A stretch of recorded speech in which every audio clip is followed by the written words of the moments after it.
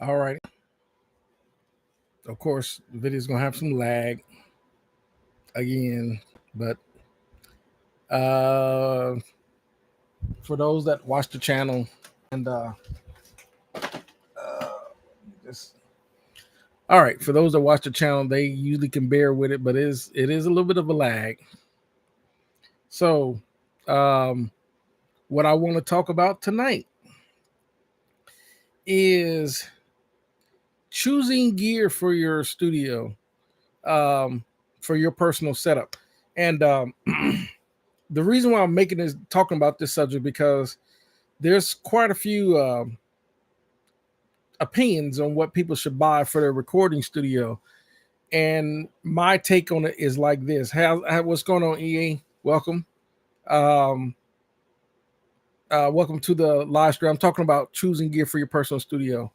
Um, my take on this is this.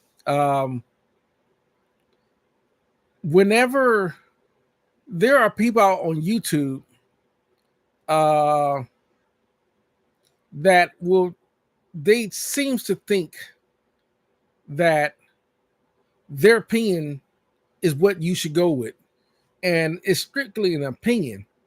Uh, so anyhow, welcome aboard, Shamir. So um, so basically, my thought is this: everyone has a personal preference, an idea of what they want to do for their studio, whether it's you're going to do it for your own personal home recording studio, or you're going to,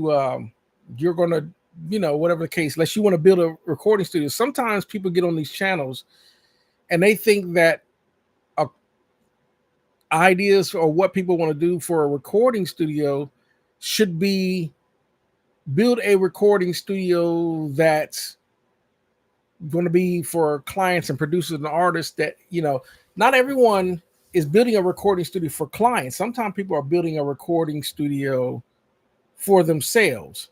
And so my thought is this: I'm not going to tell anyone that they should buy certain monitors or whatever, certain microphones, certain audio interfaces or whatever. Um, if people ask me, I'm always going to ask them, "What are you trying to do?" And then I can help you go a certain direction. Um, but that's about as far as I go, because I don't think, for example, if you have a person on here that, let's say, the studio monitors as an example, let's say the speakers that you maybe recommended, you may not be able to afford, like some Genelex or whatever.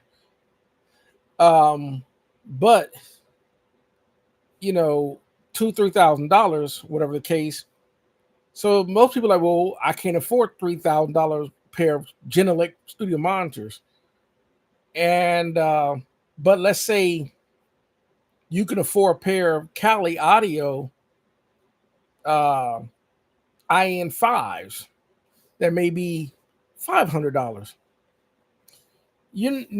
I would never tell anyone that you're not going to get the job done because you bought the Calis. You probably can absolutely get the job done. A lot of the times, when the room is right, you'll be able to hear the monitors properly. Then you can make your decisions on recording and mixing. But they don't have to be $3,000 Genelecs. They do not. Um, that is the misconception. Now, there's going to be people that, whether you buying $15,000 PMC or whatever the case, um, that might be overkill for most people. Most people, even though it may seem like eye candy um, to a lot of people on the PMC audios, because you might seen some of the big producers or whatever the case may have PMC audios, but and those are $15,000 a piece or whatever the case, or ATCs that are $10,000 a piece or whatever, does not mean that if you bought a pair of Atom TV5s for about $500 that you're not going to get great results. most of the time the results it comes from knowledge more than it is the equipment, because the knowledge tells a person how to use the equipment, if that makes sense, right? So that's what I'm talking about tonight. Like now, for example, if you know that you're going to multi-track and you need 12 channels, then naturally you're going to need an interface that can at least do 12 inputs. Most of the interfaces that they're selling, from what I've seen, have been like either 2 channels, 4 channels, or 8 channels, and then most of the time they want you to sync multiple interfaces. But there are interfaces that actually give you 16 inputs, 24 inputs, 32s, or whatever. It will probably be a lot more wiser investment if you know you're going to do at least 12 channels to buy an interface with at least 16.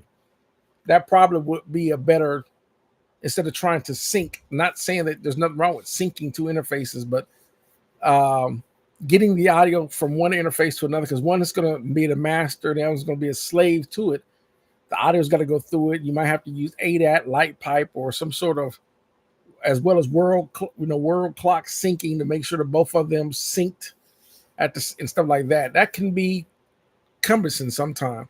So you might want to think about, well, let me look at one of these, interfaces that have like 16 inputs, like maybe a Mark or a Unicorn, Mark Motu, or something like that. That might be it may be a little bit more in cost, but overall, it saves you the headache of having sync issues or whatever down the line. Not saying that like you bought an Apollo, as an example, with 8 channels, you sync another Apollo, that you're going to have problems. If it's done right, you probably won't, but that's just how I'm looking at it. So welcome, DL. I'm good. I'm just talking about basically choosing gear for your personal setup. And I would say the first thing I would say is don't let buyers' opinions. And I'll just say this. There's a YouTuber. He's an older gentleman. And I guess he's fairly new to the YouTube. And people are trying to give him pointers and, but at the same time, you could tell he's kind of complacent in his mindset, and he's not very open to a lot of suggestions. So he's that one of the type of person that might recommend that you get certain stuff, and I'm like this. It may not always be just because someone is, in other words, let's say I am a representative at like Sweetwater. Well, Sweetwater has a lot of different brands of gear. I naturally, if I'm representing the company, I'm going to want you to buy the gear that I'm representing, because I make commission or whatever representing that. But that would not be, just because it's a certain brand doesn't mean it's the only brand. It's kind of like you have to look at it like with any gear. I look at it like, just because it's you got one studio has an API console doesn't mean that if another studio doesn't have an API console, they're not going to get great, amazing results. If they have a Neve or an SSL, that would be false. It is already evident with other studios that have SSLs or Neves or other names of consoles. So that's what I'm kind of talking about. Tonight, I don't want people. There's probably people that watch a lot of other channels, and maybe there's people that are still fairly new to this, even though there are so many YouTube videos out there now. And it's funny. I don't know if a lot of y'all watch studio tours.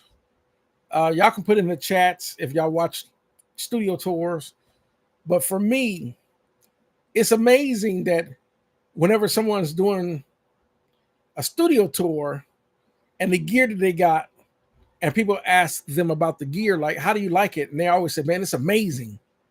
Like, that's the universal answer to the gear they got. I'm like, okay. Basically, I think that um, I'm going to say this, in my honest opinion, certain gear is okay. I'm not going to sit there and say, oh, it's amazing because I have it. Um, that would be false. Some gear is better than others, right? Um, and it really depends on what you're doing, right? So let me see. And I see it says, I really realistic. I found that 8 channels have been more than enough for me to record a small band with a vocalist, keyboards, drums, guitar, and a bass in real-time performance. And it really, the key thing to that when you have 8 channels is how many channels are you really needing for the mic? Because a lot of times you can use one channel for bass, you can use one channel for the other instruments.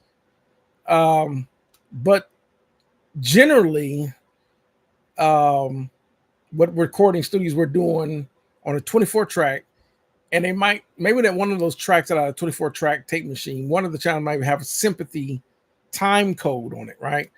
So that's so it can sync another 24 track to it, so he can get at least 43, 42 channels if he's running a parallel pair of tape machines. Sympathy time code. So that would eat up a channel. But typically, in the big studios, they would typically have at least 6 to 8 microphones on the drums. And if they really want the drums to sound super dynamic, then we're talking 12 to 4 to as much as 16 channels. But then that's if they're going to run dual 24 track tape machines to get 48 channels. But it also depends on how big their console. Some of these studios that are going to run dual tape machines are probably running a 48 or even a 56 or even 72 channel console. It's a big console, so they got enough channel inputs. But so they can run 16 microphones. You're talking probably SM57 on the top snare, SM57 on the bottom snare. That's 2 channels by itself. And you look at it as, whether they're going to use the mic pre's on the console or they're going to use an external mic pre. But with that many microphones, you can guess how many microphone preamps they're going to be running. But also, you're talking mic on the tom, high, mid, low. Some drummers only use a high tom and a floor tom. Some drummers have high, mid, and floor tom. It just depends on the drummer. So sometimes they don't need as many mics because they don't have as many pieces on their drum set, and they might run a hi-hat, crash, or ride or whatever. Then some drummers have a full rig. So it really depends on the drummer and it depends on the song. So yeah, it just depends on the setup, really. Let's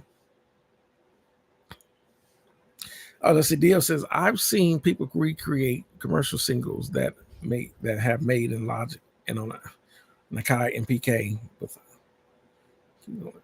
the Focus Right Scout. Which is I've said this numerous times on my channel. How to get big recording studio sound. One of the objects is you got to set up your mixer in your DAW, like an analog console, how it's set up. Analog consoles have, channels naturally, except in the DAW, they're not preset like if you buy a real console. There's not set channel sound buses, set auxiliary channels, nothing like that. Usually in the DAW, you have to create those because they give you the flexibility to create the console like you want for how many channels that you need. In a real console, it's set the way it is. It's got the channels, whether it's 32, 48, 56, whatever channels they have, that's it. That's the max you're going to get. But if you're doing that, and of course, you're not putting your effects and delays and all that on the same channel, but you're running an auxiliary to run that parallel with the channels. naturally it's going to start sounding bigger. The make sure this wind is not blowing across the mic. Naturally, the it's going to start to sound like that. Especially, you'll hear the difference, even if you got your, coming through the output of your audio interface. You will hear the difference if you set up your DAW that way, like an actual console. The thing is, some people don't know how to set up their DAW mixer like a console because they never worked on a real console. So it's kind of like, well, how do I do that? Well, I tried to teach that. So let me see. Did I miss a few comments? Okay, so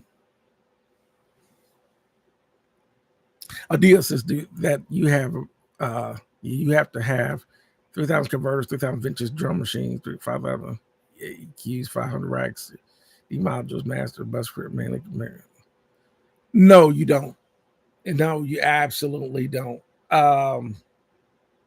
So, and let me see. EA says it's about the pre-mixers. I route 12 drum mics down to one stereo output to my.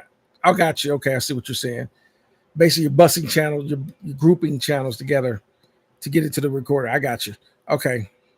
And then Bourne says, for me, 8 was not enough. So my option was to buy more. I was on the Scarlett 18920, seen that one, and the ADAT and another Focusrite. The separation wasn't high fidelity. So we went with a big boy.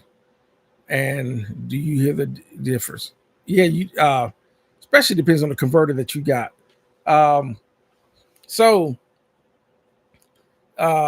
Welcome, Goofy Jester. Goofy Jester, that's an interesting name. Welcome to the podcast.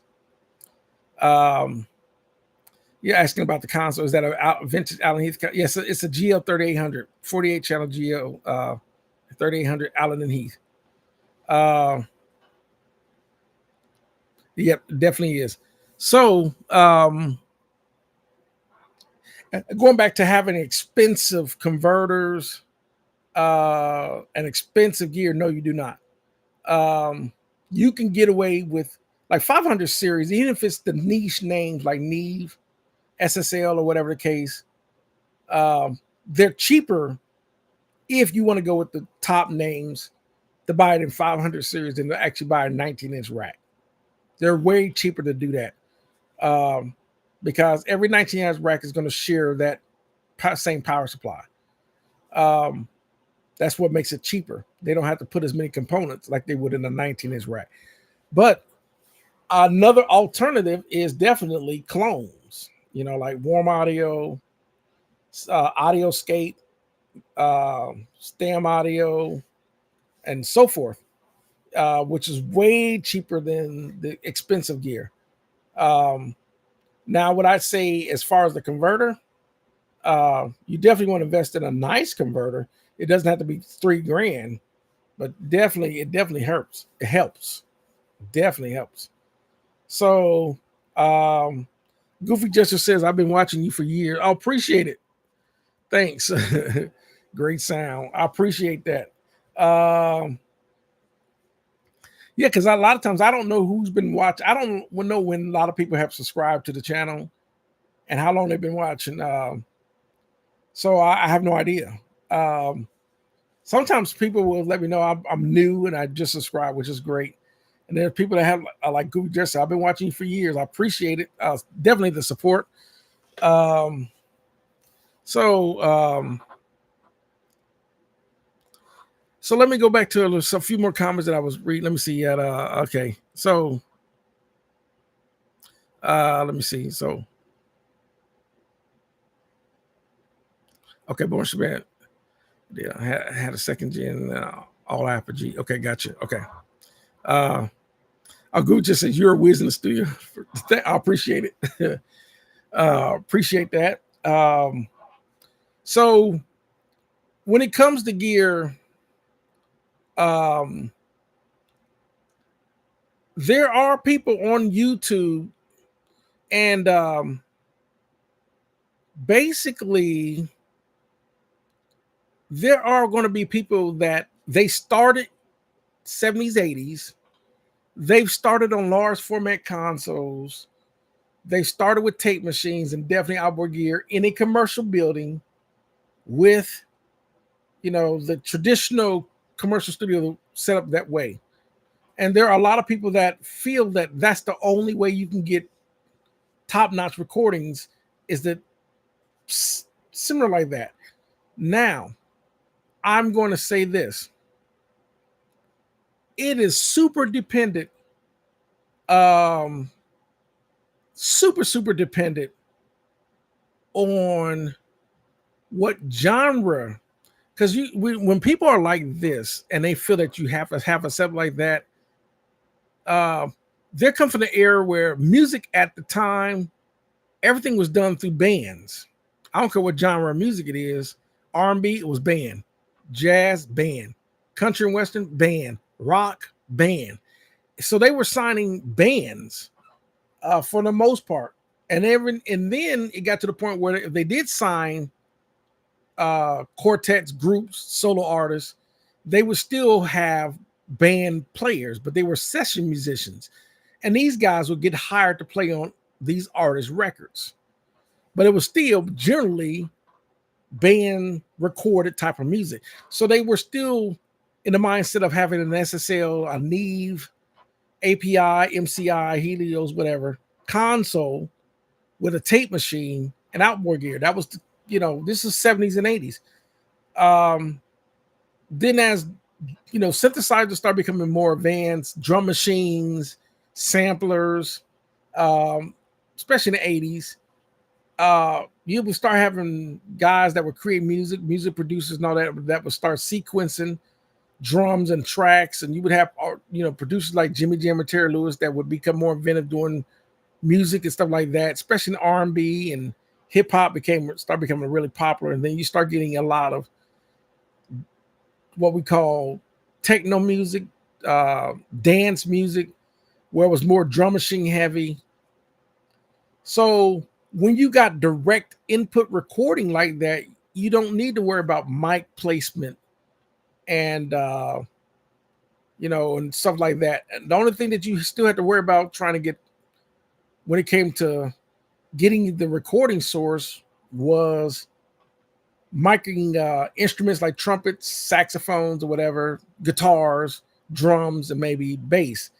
And they got to the point where they started doing direct input on the bass guitar, and then so forth.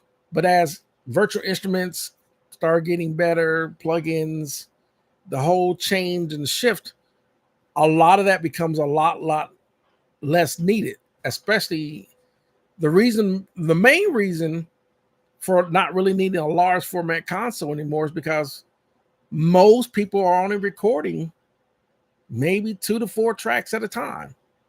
They don't need that multi-track and have 24 tracks recording to a tape machine through the bus outputs to a tape machine anymore.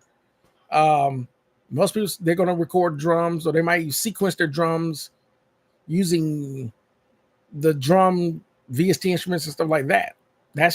And then they'll record the bass, and then they'll come back and record the guitar, then they come back and record keys, come back and record strings, come back and record all these other instruments, layer and everything, and overdubbing and everything else. And then they'll come back and lay vocals or whatever. Like I do. That's what I do. So that changed. So you got, there are people on here that think that you still have to run that, whatever the case. So let me see. Guessing chess. Have I said Gurn's chess? If I'm butchering it, I apologize. I'm not trying to butcher people's channel names, but do I ever do live production sessions? Not really. I know how to do it, but do I do it? No. And I learned from playing in the band and learned how to, from that, because I played in bands and learned how the sound works for live production. So I'm very familiar and know how to do it for sure. Yes, I'm able to control 16 channels in my DAW via using the R20 as my outboard input mixing and okay, cool. Um, so and the Goofy Judge says Apogee is spectacular. Yeah, they're a great company. Um, then Lawrence Moore says I'm looking at RMEs for my next, but teach their own. You gotta research and then bite the bullet and then, yeah, it's kind of like if you think about it, like that's the whole point of the reason I'm making this videos because there's gonna be you might have someone and they might even do a let's say I'll use PMC audio or Dyne Audio or ATC or Barefoot or Focal or Atom. And you're going to hear people that will sit there and say, oh, I used to have a pair of Atom speakers, but they were great. They were amazing speakers, but the whole spiel. But I switched to Dyne Audio because they just were better, whatever the case may be. Sometimes these people are paid, sponsored to represent that company. Other times, it's just personal opinion. I would never sit there and say that the Focals. I've heard some people sit there and say, I had Focals, but I switched to Barefoots because I wasn't getting what I want in the low end or whatever, or the high end or whatever the case. And there could be a lot of other factors to why the Focals didn't work. And my thought process on this, when it comes to monitors like that, is that if I go to see if I see a studio, they do a studio tour and they have Focals in there, and then you another student, they may have Dyne Audios in another studio, whatever. I'm not going to sit there and say that the studio with the Focals are making a mistake because they don't have the Dyne Audios. That would be stupid. And the reason why I'm saying that is because of this. I heard this comment about certain speakers, like there was, I think it was a company called Quested or whatever. And they was talking about, the other studios like ATCs were okay speakers or whatever. Or, these Barefoots were okay speakers, but these Quested, people start listening to these Quested monitors, you'll be blown away. And I'm like, so my facial expression, like, huh? The reason being, because I was watching a video with Joe Ciccarelli, who's one of the main chief engineers for Sunset Sound. And he uses ATCs, the ATC SCM45As, I believe. And I'm like, how is he getting amazing results using ATCs if ATCs are just okay? And the questions are supposed to be better, right? No. So I'm looking at it like this. It's kind of like the same thing with, I was listening to a video where they were doing an interview with people that own Neve consoles. And this is when, of course, he passed away. Al Schmidt used to be one of the chief engineers at Capitol Studios. And he was saying, oh, I would never touch an SSL console. I won't even do mixes on an SSL. I don't even like SSLs or whatever, right? And then it dawned on me, okay, wait a minute, because they have a Neve VR88 in the Capitol Studios live in their control room. There's a Neve VR88 console. I'm like, then how is Chris Algie and Dave Pensado? They worked at Larrabee Studios, and Joshua Jason and Manny American and all these other engineers that were working in like Larrabee Studios or Record Plant or whatever to have an SSL console. Then how is that a crappy console? You got some of these people that was, a lot of times they were just being paid by Neve to act like the Neve is better. In their mind, they know that, the 100 Grammys that Chris Algie mixing on an SSL, they know they sound, those mixes sound amazing, so that's why I stay shy from some time when people start throwing personal bias hits at certain gear. It's like if Chris Algie is getting amazing results on an SSL, and then SSL, it's not SSL. SSL is not a bad company. I would never sit there and say, like with my Allen and Heath, oh, if you got a Yamaha PM 2000, that's a crappy. I would never touch a Yamaha. That's any good engineer can work on any gear because the gear itself functions the same. It's kind of like the Yamaha PM 2000 has the same setup. Mic pre at the top, EQ, you can engage the EQ. They're going to have auxiliaries, you're going to have buses, and so forth. Now, the sound quality may be different, but I'm not going to sit there and say that the sound quality on a Yamaha PM 2000 is bad. That would be a lie. So let me go back to some more comments. Okay, so Goofy Jester said, I'm recording with a Studer 820 that was owned by George Benson. Nothing comes close. Yeah, those are great. I think we used the when we did the ADT album, we did that was a Studer 8. It was either 800 or 827, 24 track tape machine. I like tape machines because the sound quality of tape machine, the warmth that it gets, the saturation. What I do not like about tape machines is the limit in editing. And this is why most people have resorted to DAWs like Pro Tools or Logic Pro, because the editing is like me in any DAW that you're working in. You just can't edit tape like you can edit in a DAW, especially when you got some really nice converters. Like I have the Antelope Orion converter, so you just can't. That's really, it's going to come close to tape. Is it going to be like tape? No, but I can never sit there and say what's being done today are that DAWs and converters, compared to tape, because they do sound good, especially when it's done right. Let me see. EDM is so big in Europe. I get it, but don't get it. It's what you got to remember, like with EDM, which stands for people that don't know, EDM is electronic digital music. It's a cultural thing too.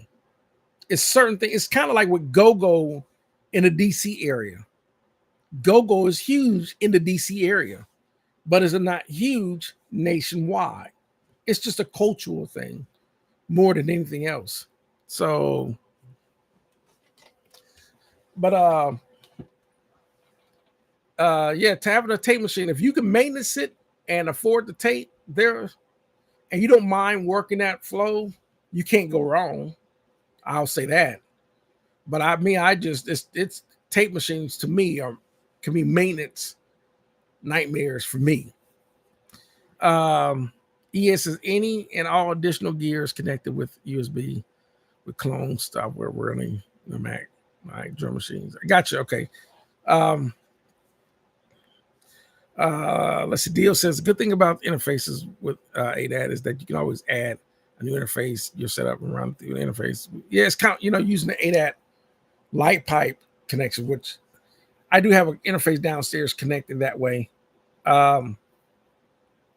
So Deal said, is it the operator or the engineer that makes the difference? Well, I'm going to say this. Whether the operator or the engineer, what makes the difference, whether you're operator or engineer, is the knowledge and experience. That's what makes the difference. That's what makes the difference. So Goofy, let me see. Go back to Goofy Gesture. Says Neve is good, way overpriced. Well, the same thing with SSL. SSL is exceptionally good. They're just overpriced because their name grew in the 80s for the large format consoles. Same thing with Neve. Neve became extremely popular for their consoles. So the name, just like Universal Audio with the 1176 and they bought the LA2A Teletronics LA2A compressor.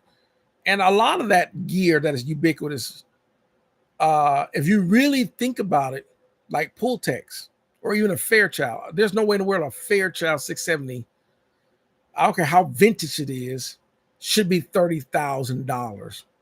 It shouldn't be.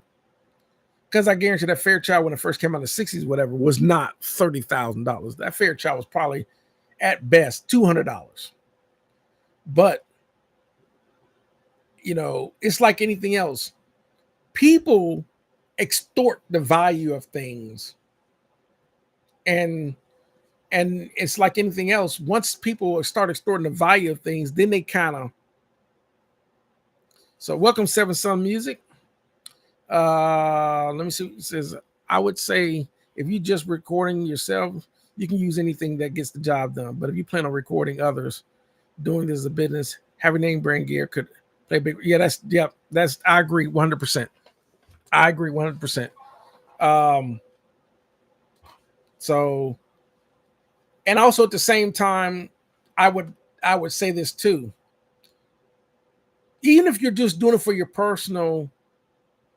own personal music and all that, you still, at one point, if you have the cheapest gear possible, $50 interface here, $25 microphone, you know, whatever the case, $10 whatever, eventually you're going to want a better quality gear even for yourself, because this will make better quality recordings. No one's saying that you have to spend you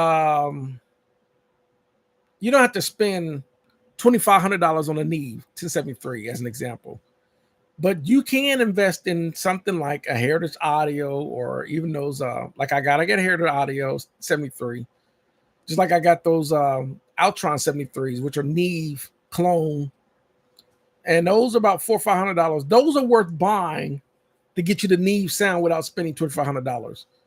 You're eventually going to want to do that. At least do that. You will be a lot happier with the results, especially if you can't afford.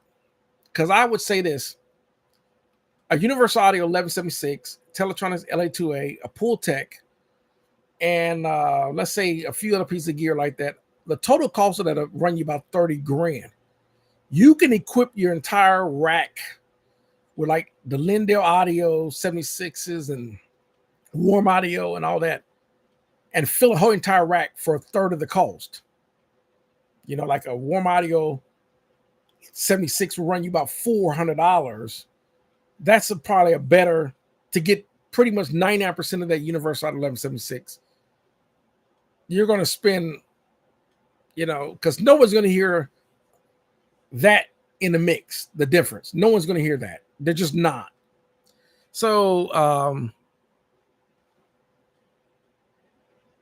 oh yeah, Goofy just says Newman monitors are the best thing since sliced bread. I would sit there and say, like anything, if I would say that whenever someone says it's the best thing, you gotta look at it. If someone has a pair of ATC 25s, and they love them, they're gonna say the same thing. These AT 25s are the best thing since sliced bread. They're gonna say the same thing, because you know we're getting. It's almost like a BMW 7 Series compared to Mercedes-Benz S-Class to like me. I have a Lexus 4, you know, I got a Lexus LS 460, right? It's just going to be one of those. Is that Mercedes-Benz better than my Lexus? I don't think so. So anyhow, let me go back to some welcome Spawn. Salute. Gotta give my salute.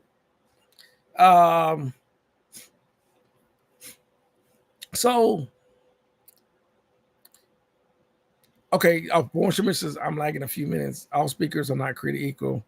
All gears not created components. Yeah, exactly. He says buy gear, buy cheap, buy twice. It can be a factor.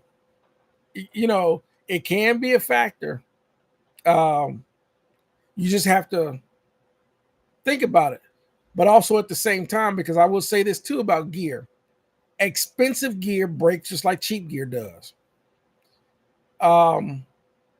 Repair costs for expensive gear is about the same cost of buying cheap gear. Buying another one will cost you about the same cost it costs to repair the expensive gear.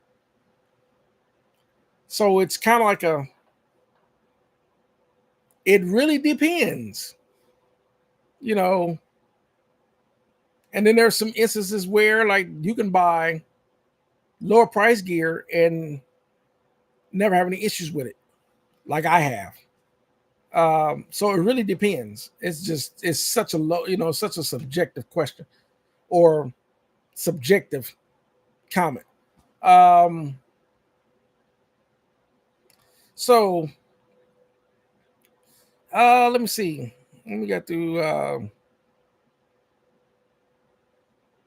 Oh man, okay. Goofy Gesture says ATC is great too. I have a pair. Yeah, you got a pair of the big boy speakers that I would love to have. Because I don't have Quested, I don't have ATCs, I don't have any of those. So yeah. Okay, so Goofy just says I have a pair of the Quested monitors I wish I had back. Right, I hear you. So let me go back to okay. We got some more comments because these comments come in quick. Okay. Born Shamir says, here's the thing: if you got cheap gear, take your stuff to someone who can beef that recording up with the big boy gear. Pay to invest. Okay. I gotta. Oh, he says, and the Neumanns are. That's what I was going to say. And the Neumanns are far more accurate. I would, like I said, I don't own any of the Neumanns or the ATCs or Quest or nothing like that, so I don't have any of those speakers to compare. So I would just have to take your word on that. And excuse me. But like I said, they're always going to be. It's such a debatable. It's like with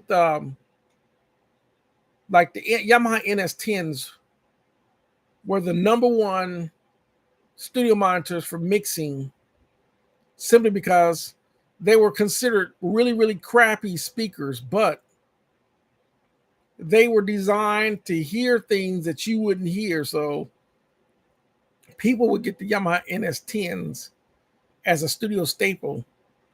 But like I said, everything is debatable because the circumstances are different for everybody. It really is. I would sit there and say, if like Goofy Justice says he has Neumanns, I'm trying to think of some of the models. Like I think that Neumann, I don't know if they're KH, KH8s or whatever the case. I can't remember the model number of those Neumanns. But I would never sit there and say if someone doesn't have even Quested or ATCs or whatever, and if someone had like let's say Atom, the AV7s or whatever the case, I would never sit there and say that that the they're getting, especially if I hear the music that they've done and the music that they're done on whatever monitors that they've used sounds really, really good. That's what's important. It's not so much of having a certain brand, because, like, for example, for Goofy just says that the Neumanns are way more accurate, and it might be for what you're doing, maybe the type of music that you're mixing or recording or whatever the case. Because we ought to know one thing we know about in the recording world is there is no 100%. There is no 100% right way. There's no one shoe fits all. That's why I don't have one microphone. That's why I don't have just one preamp. That's why I don't have whatever the case, one compressor, whatever the case. I have multiple compressors. Believe it or not, sometimes my Alesis 3630 is going to be the best choice for vocals. Sometimes it's not going to. It's going to be a horrible choice for vocals. Um, that's anything. When I'm doing stuff, I'm listening. Let me plug. Let me patch in a pair of those DBX 166s down there and see how it sounds on the kick. I don't like the way that those are responding on the kick drum on those DBX 166. Let me switch over to for example, uh, I might switch over to the VLAs, over here. I might switch to one of those compressors. Okay, I like the way I like the way the kick is sounding with that compressor over the DBX 166, So there's no one size fits all. I've had my vocalists over here and use one microphone, then I go to another microphone and I'm like, okay, this microphone sounds better on her voice than this one. You just have to do that. Oh, Goofy just says the KH80s. Yeah, I knew it was KH something. Let me see. So let me go back to Dio says, I've been told that the new monitors are great. I just found out about the Questel like a month ago. I'm finding out a little new. And how much information I forgot there. Yeah, it's just there's, believe it or not just Quested, Neumann. There's like there's lots of them. There's Dyne Audio, there is Ocean Way, there is Genelec, there is Adam, there's Barefoot, there's Focal, there's Cali, there's JBL. There's a lot of studio monitors out there, and there's not going to be. And then of course there is, even in the wall, Westlakes or the big gigantic ones. But that's if you have a control room design like that with those big gigantic monitors in the wall. There's so many options. Same thing with options with consoles, options with microphones, and so forth. But also you got to look at music is a lot louder. The frequency range goes a lot deeper than it used to in the 80s. NS10s are, somebody said NS10s are crap. NS10s were horrible monitors, but they weren't horrible for what they were designed to do in the 80s, because look at the style of music then. Music wasn't as loud. It didn't have, whatever the case, we're talking a different genre and everything else. NS10s would have been, of course, they were designed to find mid-range frequency problems. They weren't designed to be studio monitors are not designed to be your listening monitors to the average consumer. They're designed to be flat to find problems. That's the whole point of studio monitors. They're designed for you to find problems for you to fix. So when you're listening to a regular set of speakers, like me, I got a set of Cerwin Vegas here and some Infinities and some other speakers. When I'm listening in his system, on this system, that will let me know, okay, it resonated for what I did over here on these speakers. That's the whole point of it. I done missed some comments. We got some oh yeah, let me see. Just what do you think is better, quality recording direct or using mics to record everything? Okay, I'll go back to this on that. If you go, it's better to record direct if you're going to record synths. Synths, especially the way they design patches in keyboards that do certain things. Because synthesizers already have preamps in them. And of course, you run direct, you reduce any noise. Microphones, recording with microphones is definitely going to be better if you're going to record it. Acoustic guitar, vocals naturally, drum sets, an actual real drum set, sort of things like that. Maybe trying to capture the sound of a guitar cabinet.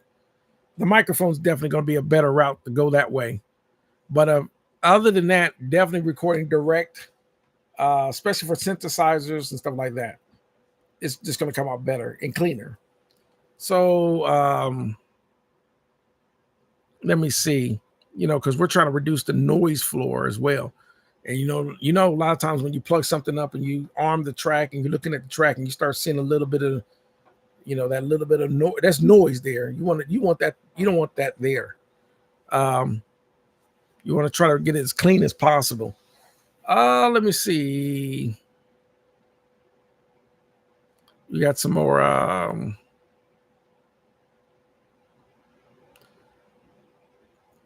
Let's see. Let me see. What did I miss? Let's see. At the point of the DLC, a lot of content creators are doing a lot of the things, both good and me. You have to use discernment. Yep.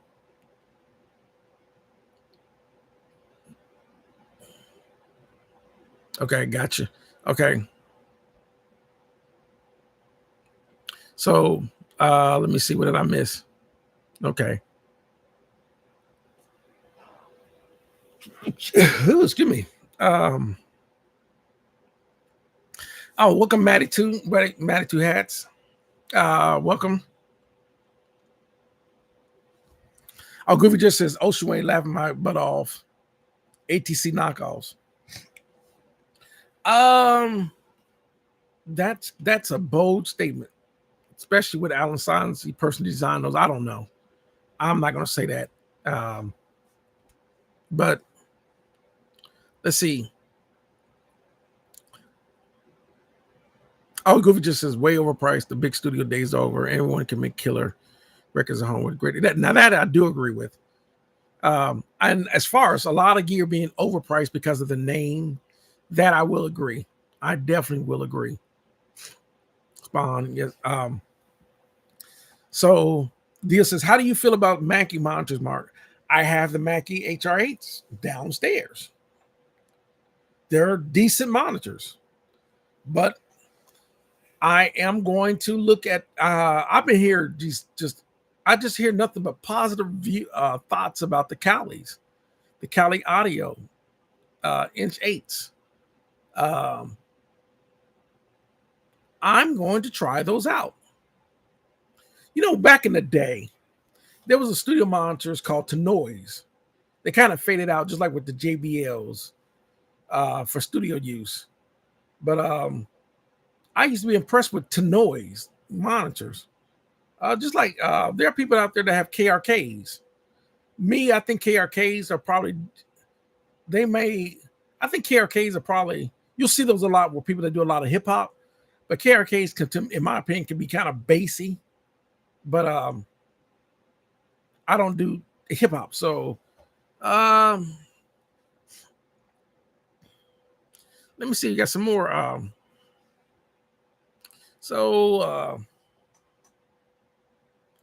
Okay, yes. Bond says the most important part, the small things count the most. One, gotcha.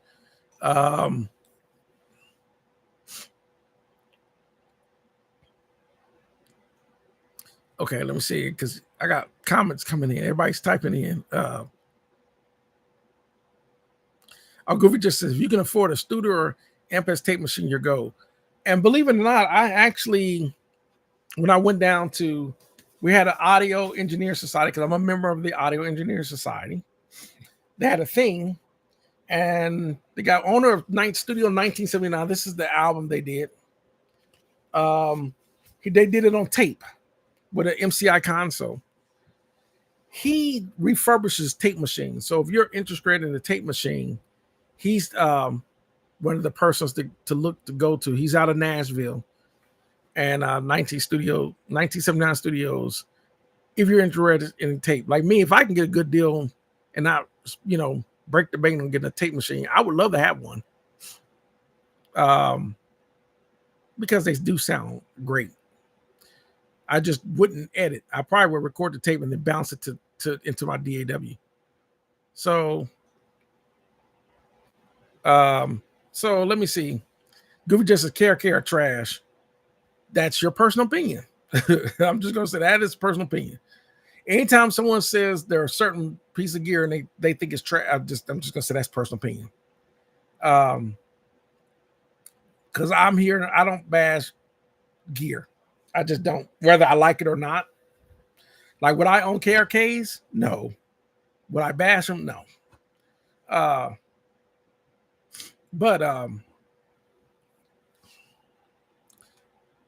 let's see. Now see that's the point mark. And let's see, gotcha. Let's see.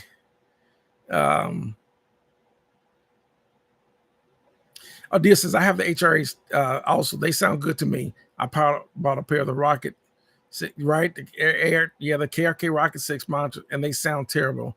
I don't know if it's because they were used from a pawn shop, but they, like I said, I would never own KRKs. There are people that own KRKs. I'm not big on KRKs. I think they're, but you got to remember, and this is no shade on people that like hip hop, but most of the time when people that are big hip hop, all they really listen to is just bass and tweeter and vocal lyrics, rap lyrics. They're not trying to get high end quality sound in hip hop is, it's not like listening to a band that actually where the drummer is using an actual Yamaha custom or a DW drum set with a Black Pearl snare with Zildjian or pasty cymbals using Vic First cymbals, and the guitar player is playing a awesome, this vintage Fender Strat, and the bass player is playing a Federa bass, and he's got a slinky strings on it, round slicky strings or whatever, and you're recording on a Newman U87 for vocals or whatever the case, and you're trying to capture the details of that band. Yeah, you're not going to use any KRKs for that. You're just not. You're going to use better monitors. That's just what it is. And any engineer in the game would know that. I'm not using KRKs. I'm using Genelec or whatever, Genelec 1081s or whatever. That's just what we're using, to record the mix and that band. That's just a no-brainer. Or like an API console or whatever. That's just, it is what it is. And it comes out the way it is. But if you're just sampling using an MPC and all you're just doing is hi-hat and bass, low end, and you're not concerned with the quality of the, even though some people will swear, but that's just me. Yes, as far as the HRA, I mean, I have them. I have the Mackie HRAs. They're downstairs. Like I said, for up here, even though I'm using these Behringer Truths, I'm looking at those Calis. I'm going to invest in those Cali and see how I like them. I think the ATCs, which are super, super expensive, but of course, if I was, get something like that, they may or may be too big for this room. So it really depends. So let me go back to Bor Shamir, recording bedroom, like most of us. Recording bedroom, use the DAW, buy USB mixer, drop and draw, etc. is why the culture is losing. This is after quality has been compromised. It's it just, and also you gotta look at the genres of music too. So you said Dia says they sound a 3-dish is weird, a lot of bass. Yeah, they from every KRK I've heard, they was just bassy sounding. And I'm like, well, I'm not distinguishing any definition in the mid-range or I'm not hearing unique things. Like when I start listening to, even on these truths, I can hear things that are going on. Even like when I was listening to that song by Michael Jackson, Can't Stop Till You Get Enough. There's so many little nuances. What's that song by Michael Jackson? I can't remember. Don't stop thinking. Yeah, that didn't. It was little how the clarity of when Sheila E. said that she was playing the bottle sound and she tuned those. Can't Stop Till You Get Enough. That's it. When she was playing the little bottle sounds, I can hear that distinctively on the monitors I listen to now. You're not listening to that. You're not hearing that distinctiveness um, on KRKs. You're just not. So, which is API Neve or open. Well, like it's anything else because they became a staple, a ubiquitous staple in thousands of recording studios, which drove the price up. That's like anything. It's like supply and demand. Macro microeconomics where something becomes a high demand, they start charging more for it. When people don't want it, like probably half of Behringer's gear, it becomes, you're gonna get it all day long because whatever the case. Plus, it doesn't carry the value. Just lower quality gear, cheap, whatever the case. So let me see. Let's see. Born Schmidt, it's a slick play. Dang well the white boy is making other genre using no KRKs. This is unless they are broke. Let's call a spade. Okay. I would also, here's the thing, and this is not also for studio gear. This is anything, cars, cameras, whatever it is. Everyone knows there's gear out there that is cheap because the buyer just don't have a clue. It's almost like one of the worst SUVs. They are known for timing chain problems and everything else, like the GMC Arcadia or Chevy Equinox or the Chevy Traverse or whatever with that 3.6. If you don't know, you're going to buy it because it's a nice looking vehicle. Especially the Arcadia. The GMC Arcadia is a very nice looking video. They have all the amenities, whatever the case. But the unknown victim to realize you're going to be out a lot of money in mechanical repairs. A trained person will start to learn what to buy. That's anything. I don't care what it is. And you know what to start looking for. So I made this video. It's kind of like when I was talking about like some of the old Behringer, like Composer compressors they used to make and stuff like that. And everyone knows if you look at some of that, especially some of that rack gear that Behringer used to make, like that preamp I got. When you look at it, it's like, man, that's an amazing looking piece of gear. What? $199, $279, and it looks good. I'm gonna buy it. Then they realize it's kind of like your ears, because in your mind, you might even think it sounds good. Till you really start, then you start getting around better gear and start hearing the difference. Then you realize, oh, it don't sound as good as I thought it did. This is where your ears start to develop. So a trained ear starts to hear the difference between crap and stuff like that. So let me go back because I got a lot of comments coming in. I'm missing stuff. Welcome Tactical Committee. I missed if I didn't say hello. Welcome.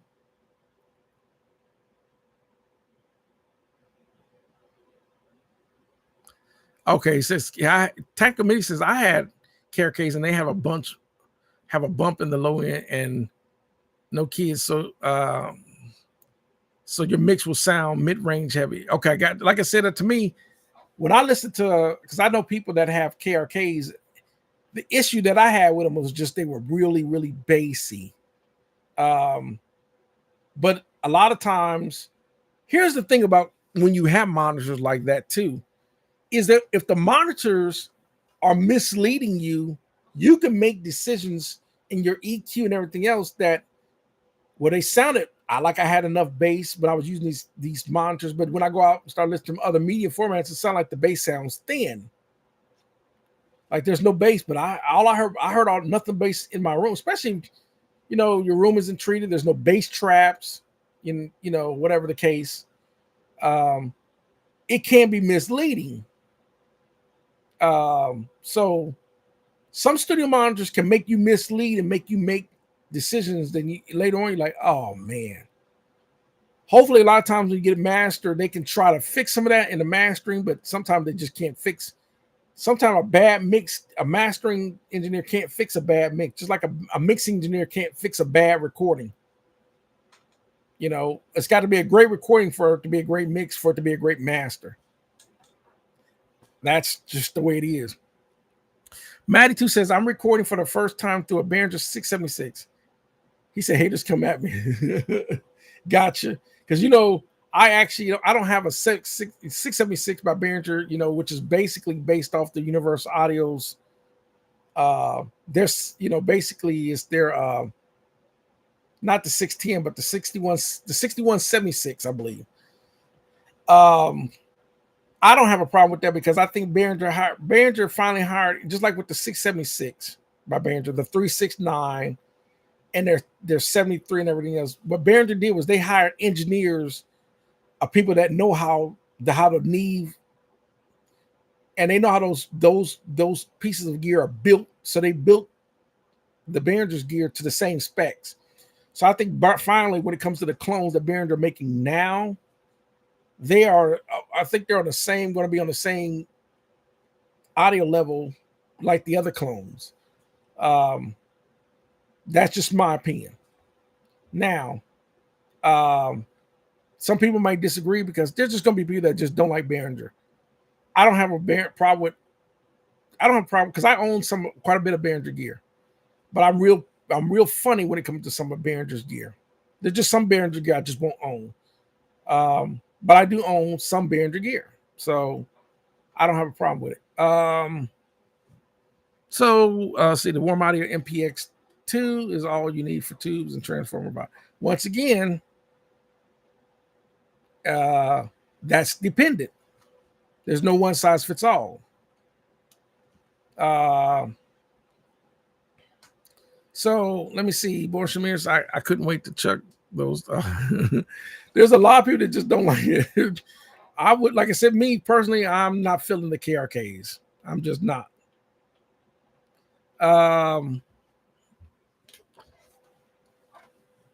Okay, so let me see. Oh yeah, let me see. Going on, it's easy to train your ears from flat accurate monitor, especially accurate, which means the room has to be accurate to get the speakers accurate. All right. So, oh yeah, Born Schmidt, yeah, and our ego gets in the way, just like any other thing where the have and have nots are. Yeah, you gotta. That's, you know, it's kind of like that. Born Schmidt's a care sweetened. Let me see. Let me go on. Let me see. Oh dear, so there are so many so many layers to this art form, and they'll take years to learn to do them at a high level. It is. It's I can say this. Anyone getting new to the recording game may be naive to the fact that they think that it's a simple process. And there are so many factors. This is the reason why I'm gonna say this, and I'll say this about like with guys that think they can run the live mixer at your church, as an example. Some guy that's a deacon or whatever think he can just jump back and jump on the mixer and think he can run the sound, and then you wonder why you got feedback problems, why the mics always sound thin, the music never sounds balanced, it never sounds whatever. Versus someone who's let's say they've even been to audio engineering school and they know about audio and whatever the case, you have a better chance of paying that person, even if they don't have a ton of experience, but they have some knowledge to start with, to make the recording in church sound a lot better than Joe Schmo deacon who's 65 years old, whose hearing's halfway gone anyway. Because you're 65 years old, you start losing your hearing in the high end anyway. That's why most people, it's kind of like, and this is a known fact.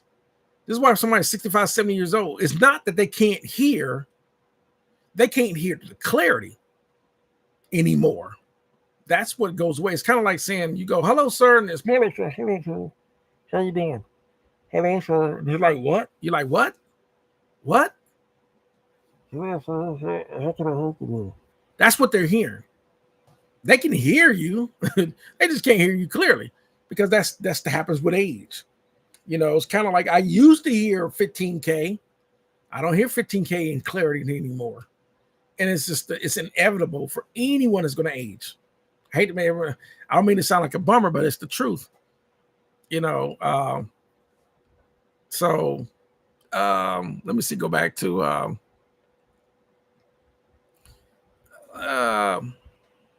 back to says, it's actually my first Behringer. Okay, gotcha. Okay.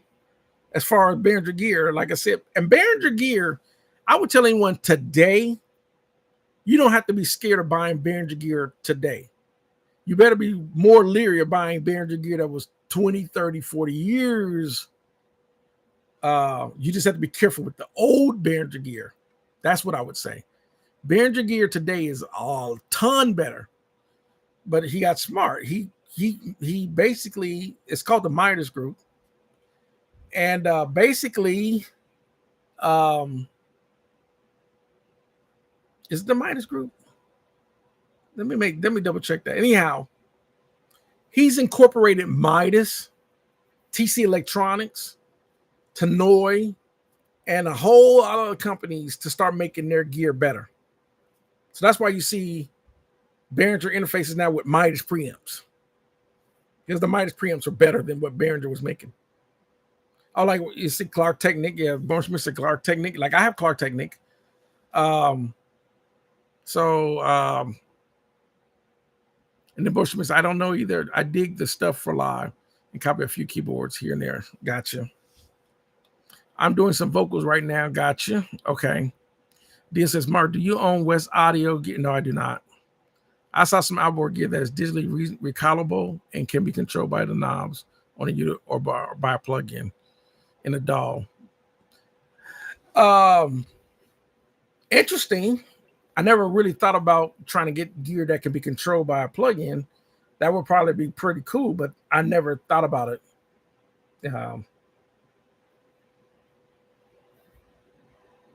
Let me see. Got some more comments coming on. Oh, dear, so I just plugged in my second gen Focusrite Scarlett 2i2 and recorded scratch vocal with a $100 Sterling microphone. It sounded terrible. That's what I get for not making music for. Okay. Here's the thing with DL. Let me ask you a question. As far as which Sterling microphone, I'm going to tell you right now, the Scarlett 2i2, I used to own a 2i2. The Focusrite, like they're higher end audio interfaces, they definitely have better preamps in them. But this is why I'm a big avid of having an external preamp, like the Warm Audio Tone Bs as an example. If you own anything like that, run your microphone through like an external mic pre like that, and use the 2i2 to be just the AD to DA conversion. Because the converter chips for most of those are pretty good. You're not gonna have any issues with the conversion. But I don't really like standalone mic pre's and audio interfaces. I just don't. And that's just my personal. That's why I have external mic pre's like I got. That might be the case as well. So let me see. Oh, so Borschmidt and Soundcraft uses Midas too. So that, yeah, like I said, everyone knows Midas. They were well known for live consoles, like, they're big consoles for live. It's kind of like with Allen and Heath and Yamaha and companies like that were making live consoles for, and Midas is well known for that. So, but I would say this, if you have just the interface alone, I'm not going to tell anyone not to use the mic pre interface, but I would say this, if you want your mic vocals to come up tremendously, invest in a nice, decent external mic preamp. You know, like I said, the Warm Audio Tone Beast is very affordable, and they sound amazing for doing vocals. If for that price range, you don't have to buy something like my $3,000 Avalon. That Tone Beast, $500 is plenty. Or like even with the 676, what that Matty 2 Hats has, the Behringer 676, something like that. I would go that route. I would definitely go that route. Other than just trying to use the mic pre and that alone. Now, the mic pre,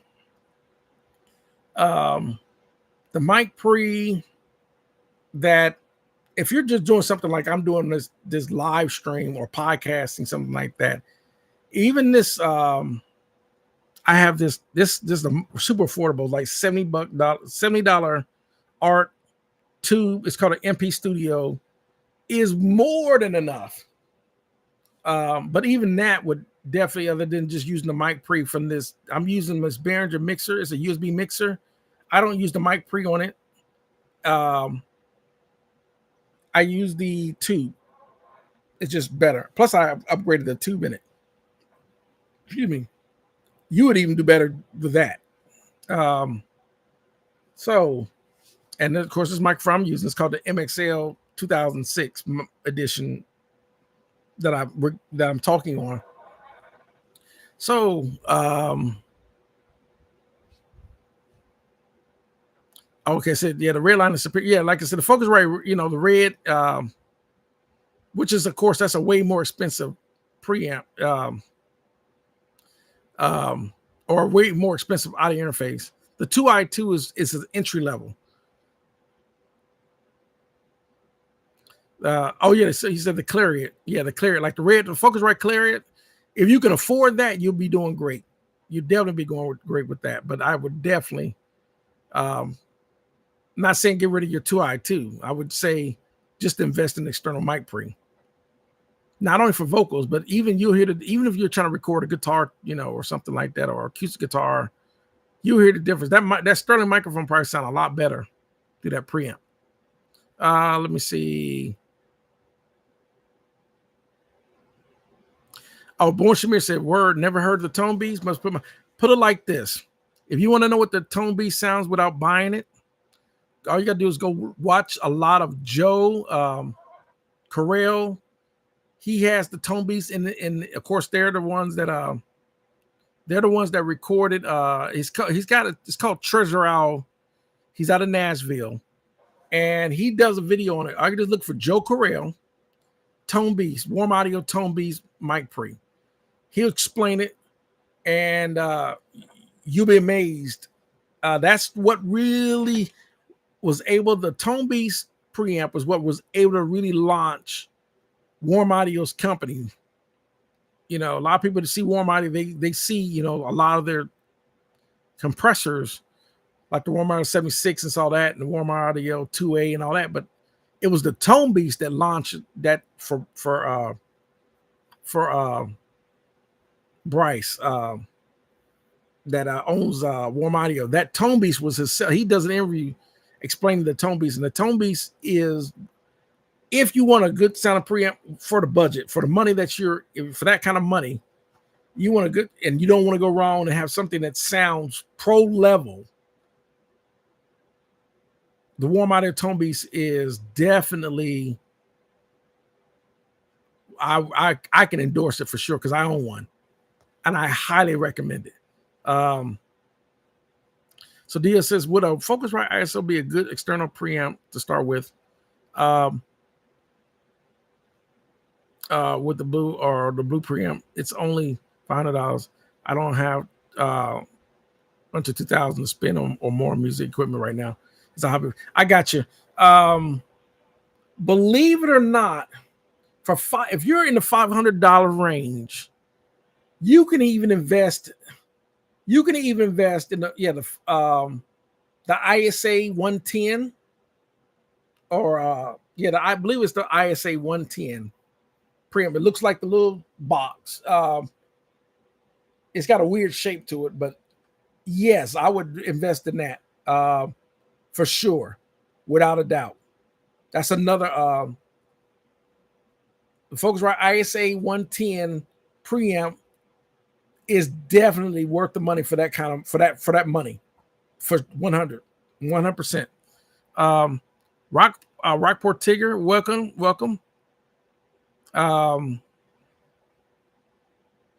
Excuse me. Oh, say Deal says found out 2 to 3 months after I bought my 3rd gen 1800 and the 4th gen has the red line converters in it. If I knew, I wouldn't have spent that. Gotcha. Sometimes we learn late.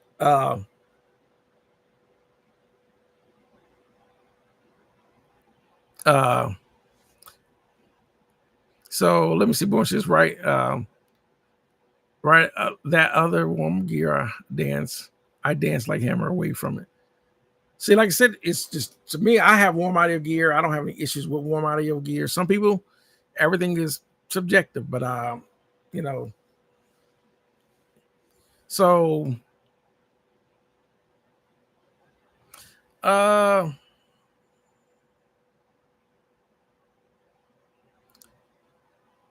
okay, let me see about buying one, but I don't mean towards you buying cheap gear, like you said, and I don't want to make cheap. Like I said, I can, for the warm audio, especially the Tone Beast, I can definitely endorse it. I've had 0 issues with that Tone Beast. It sounds amazing. So there are quite a few warm audio, especially, listen to some of the microphone videos with the Tone Beast and the warm audio 73, and they use some of the warm audio microphones, and just listen to it for yourself. I'm not disappointed with the warm audio gear at all. So but some people are like, do, let's dance, do, put on your red shoes and dance away. No, let's stop. Anyhow, so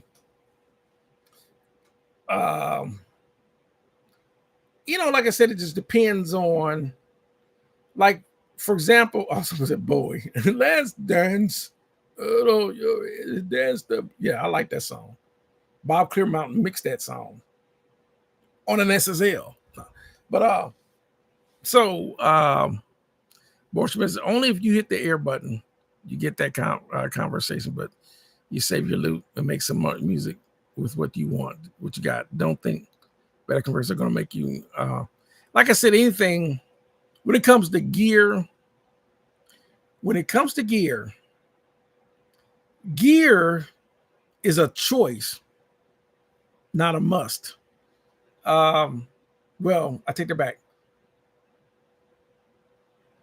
It's kind of a must, but gear's not the all be all, because if you don't have any engineering skills, it's not gonna matter. The right engineer knows what to do with the right gear, if that makes sense. But definitely, excuse me, but definitely, I will say this. I'd say this. You don't have to have expensive gear, but if you can afford expensive gear, and I'll leave it at that.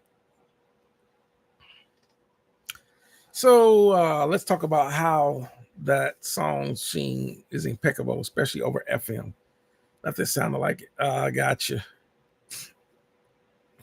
So, Rockport Ticket said this was Mike Sunday. I was going to talk about microphones, and I can still talk about microphones, but I was watching some videos through the week, and it made me switch to talking about gear, because there were some people that was telling people buying certain gear, and I'm like, well, no, there's no such thing. That's like me telling you a Chevy Camaro ZL1 is all you need.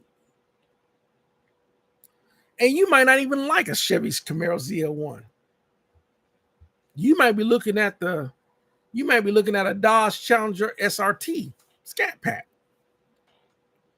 You might like that better. Or you may be looking at a Mustang Shelby GT 500. Or you might not be looking at American cars at all. You might be looking at an Audi R8. Or you might be looking at a Mercedes-Benz AMG 55. It's all taste. Now, so what I can say is this.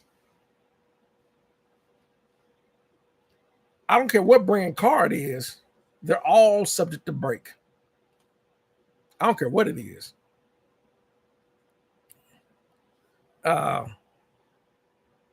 So it really depends. I've already proven numerous times on this channel. Like someone was, I asked some people that, man, you got a Behringer console and all that. I was like, so okay.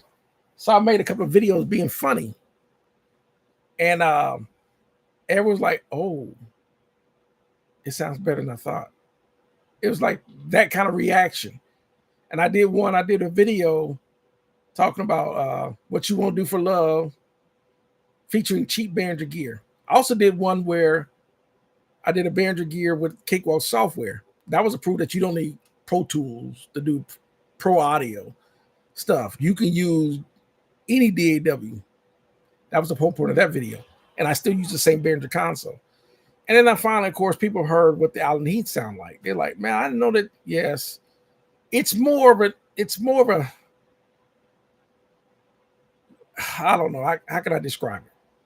It's kind of like, if I didn't know what I was doing, it wouldn't matter what gear I used or what DAW, whatever. So, or whatever the case. There's always going to be so many difference in opinions on. There's some people that are going to be strictly in the box with just plugins. Some people that are going to be the Slate with the Raven system, Slate plugins. There are going to be people that are, their plugins are isotope. There are going to be people that love Acoustica audio plugins. There are going to be people that love Fab Filter plugins. There are people that love the Waves plugin. Some people are going to love the Acoustica audio. Like me, I have IQ Multimedia as well.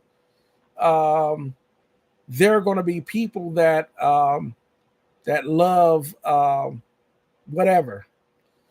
There are people that swear up and down the Trident console is the best-selling console ever. Some people are going to say the Focal whatever are the best-selling monitors.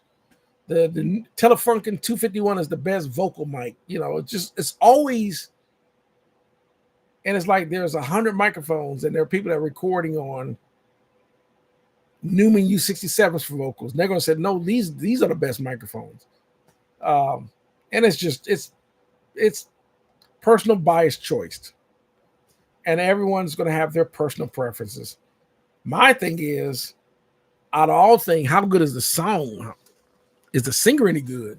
Are the musicians any good? I don't care what you recorded on. Do I like the song?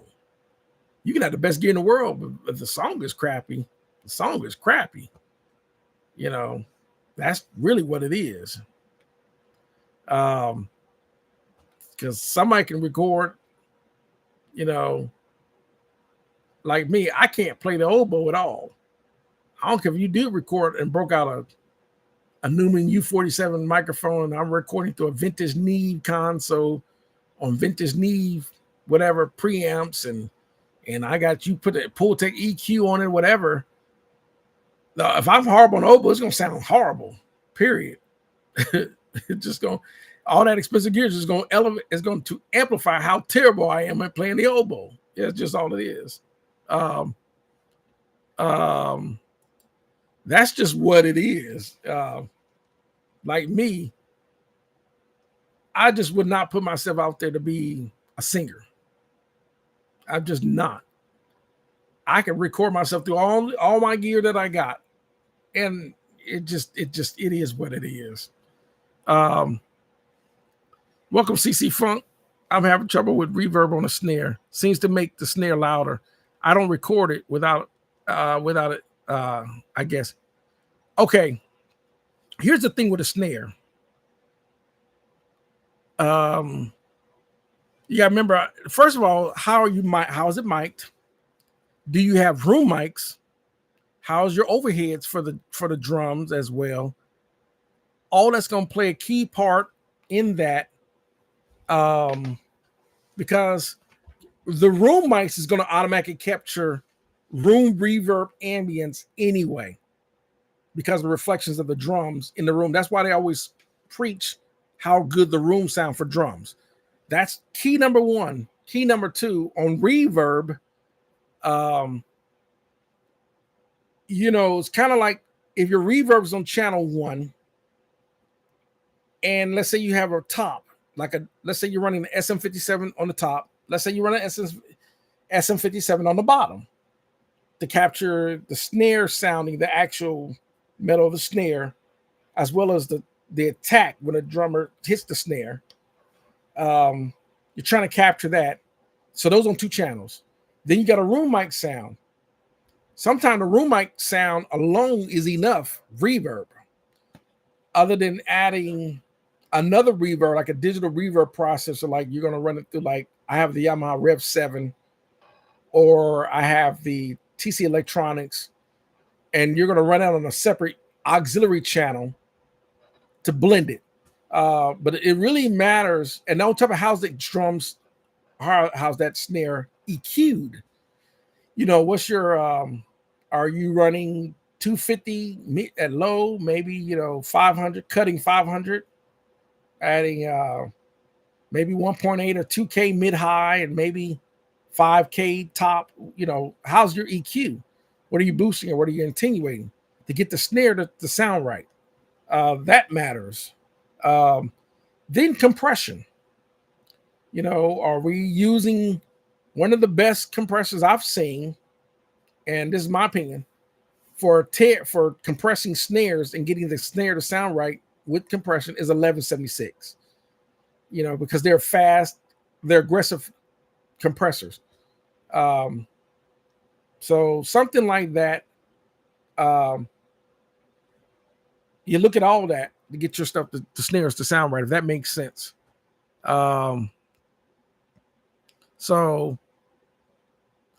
So really, it really depends, because sometimes if the snare sounds right, you don't want reverbing just the snare. Sometimes you want the whole thing is to make your whole mix sound cohesive. So if you got this, let's say you're running a chamber reverb, and if anyone understands reverbs, how they work, like a plate reverb versus a chamber versus a concert versus a hall, you got to think how stuff reflects in a room. Like a hall, for example, a hall reverb is actually, if you're yelling at someone down a long hallway, that's a hallway affected type of sound, if you're trying to capture that in this long room, versus a concert hall, which it's a big room, and the sound of bouncing all, you're trying to create this concert sound reverb, versus a chamber, which is a tall ceiling room where the sound bounces up. That matters, because if you're running a hallway reverb on a snare, but you got everyone else sound like they're in different rooms, it's going to sound weird. On top of that, your decay, how fast your reverb is hanging over, is it creating this gigantic long reverb tail? That's like when you hit the snare, go cut, and it go ka. Well, if your BPMs is 100 BPMs, and then you're not, and you're got your decay, this really long decay, before the snare can end on the reverb that you're hearing, the kick and the snare came in again, you just got this really muddy reverb sound. So you want to kill that delay or that decay, get it ka, ka, ka, ka. You don't want this ka, hanging long tail. It's things like that, how you're setting that, your pre-delay, your diffusion, how your room sounds, and on that reverb, it's a lot of factors to that. So let me see. Okay, so let me see. So you can, oh yes, it's reverb. I agree. Reverb will destroy your dynamic, especially if you're not running a bus. So you can just give it a taste along with your, yeah, exactly. You just want to subtly, the reverbs are designed to create space to the listener, not, it's not an effect. A delay would be more of an effect, like if you're, that's, that would be more of an effect. Or you got this weird coursing or this flange sound on the snare, like this pring, like this flange sound. That's an effect. But the reverb is trying to create, you're trying to make people think people are listening in a certain room. That's what you're trying to do with reverb. So let me see what else. And your Rockport ticker says depends on the genre and the song. Yeah, because like for example, rock records tend to have bigger sounding delays than you would if you were jazz. Because rock sounds are trying to make you sound like you're listening to it at a concert. Versus jazz is trying to make you sound like you're in a smoke-filled small room club. So you don't need a ton of reverb on a jazz record. Like you would maybe some more reverb on a rock record. You're trying to make it sound big. So, and then of course, there are other tricks like, chorus and flange and like that. There's so many factors. Oh yeah, Biggs Club says also trying to put your verb on the room and not the direct mic. Yeah, this been lurking. Need to hit the bit. Gotcha. I'm about to wrap it up anyway. It's going on 10 o'clock my time. Born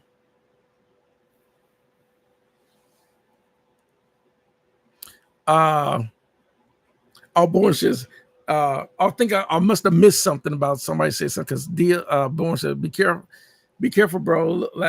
I would say even a Behringer effect would be better than a plug-in. I got a whole different take on plugins because I use plugins, but it's just I have to do the plugins on why. I mean, I use plugins, I like plugins, but why do I like Real Gear?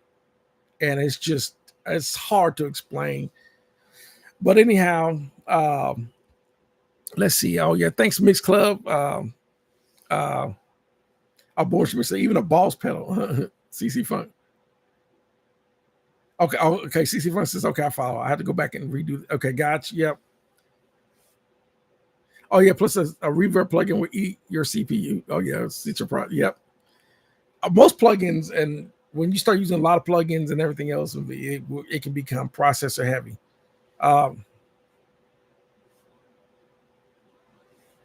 A Rockport rock snare is going to be more wall of sound versus jazz. Exactly. In other words, rock snare, you're trying to make that rock record sound big. You're trying to get this versus jazz. You just depends,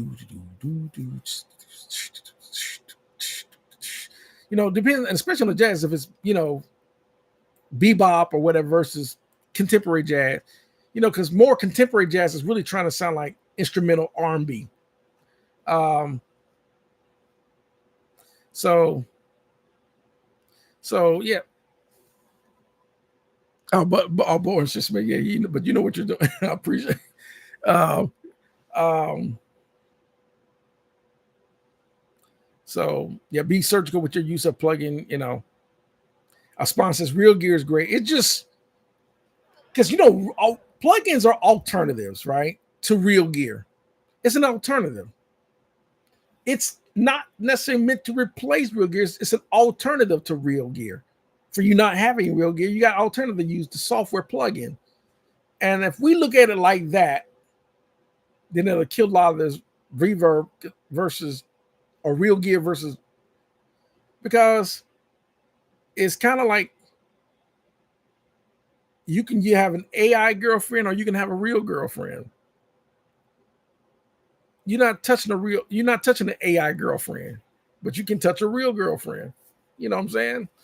Um, so, so, so that was my take. Like I said, I'm gonna try to talk about microphone next time because that's what it was gonna be tonight. But like I said, I just saw this video. I saw some videos, and I don't want to name them. But they start telling people about gear, and I'm like, you just have to decide what's going to work for you because everyone has different ears, everyone has different listening environments, everyone has different music that they do. Different. It's a whole lot of factors. So if you got a person that they do acoustical pop music, then their take on what they may need is going to be totally different than someone who's trying to record a band versus someone who's trying to do some hip hop versus someone who's trying to do jazz or someone's trying to do country and western or whatever. It all depends on what you're trying to do. You have to focus that and set, get your whatever the case may be. So let me see. You're not spelling or sharing no phenomenals. No, not tonight. At the laugh. But that was my take on the whole gear thing. So that's why I'm going to wrap it up. Okay. Oh, so this is the question. I record a VST from one PC to another using two interfaces. Is that the same as recording a workstation or synthesizer to, if as far as sonics and convert? I don't know if it depends on the. It really depends on the output of the sound from that interface, because most of the sounds that you hear from VST are sampled. Some they don't really use modeling like some keyboards use actual modeling as well, other than just samples. Most VST instruments are sampled. Piano samples, electric piano samples, string samples, horn samples, drum samples. They're samples. So it really depends on how the output sounds going from one source to another. You have to be the judge of that. So other than that,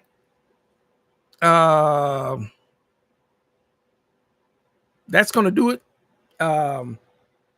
Because it's late, and I thank everyone for always tuning in. And like I said, we'll talk about microphones next week.